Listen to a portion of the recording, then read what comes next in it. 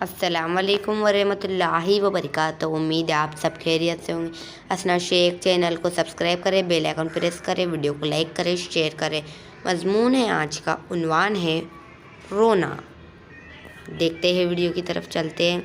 रोना हर किसी को आता है, जब अब चाहे वो इंसान हो, जानवर हो, परिंदा हो, हर जानवर को रोना आता है। और इसे रोना जब आता है जब वो किसी मुश्किल में होता है और इसकी कोई मदद नहीं करता। बच्चे को रोना जब आता है जब इसकी अम्मी जान इसे डांटती या मारती है। और बड़ों को रोना जब आता है जब इनका कोई अजीज़ हमेशा के लिए इनसे दूर चला जाता है। और जानवरों को रोना जब आता है जब इनका बच्चा नज़र नहीं आता। और जब इनकी कुर्बानी की जाती है, जब इनका बच्चा कोई शिकारी शिकार करके ले जाता है, जब भी जानवर रोने लगते हैं, इनकी आंखें नम हो जाती है।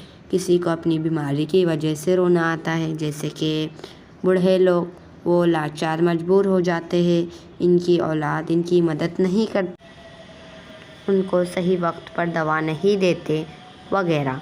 तब बच्चे इम्तिहान के लिए खूब मेहनत करते हैं और उनके नंबरात उनके दोस्त से कम आ जाते हैं, तब भी बच्चे रोने लगते हैं। और परिंदे जब रोते हैं, जब उनके बच्चे को परिंदा जिसे चील कौवा ले जाते हैं और खा जाते हैं, तो मैना कबूतर वगैरह रोने लगते हैं या रोते हैं। और इंसान को रोना जब भी आता है जब कोई शख्स इसका दिल दुखा दे, और कोई इंसान मेहनत करके पैसे कमाए और इसके घर चोरी हो जाए, औरतों के जेवरात चोरी हो जाए, तब भी औरतें रोने लगती है। एक माँ तब भी रोती है जब इसके बच्चे का इंतकाल हो जाए किसी वजह से वगैरह। जब इसका बच्चा बीमार हो जाए तो भी माँ का दिल रोता है। जब इसका बच्चा गुम हो जाए तब भी माँ रोती है।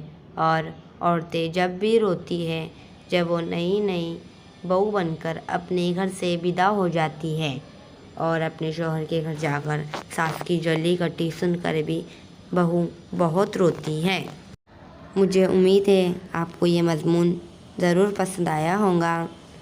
अगर पसंद आया तो ज़्यादा से ज़्यादा हमारी वीडियो को लाइक करें, ज़्यादा से ज़्यादा शेयर करें और हमें सब्सक्राइब करो। बाजू में दी बेल आइकन को प्रेस करना ना भूलें। ओके, चलिए नेक्स्ट वीडियो में मुलाकात होगी, तब तक के लिए खुदा हाफिज़।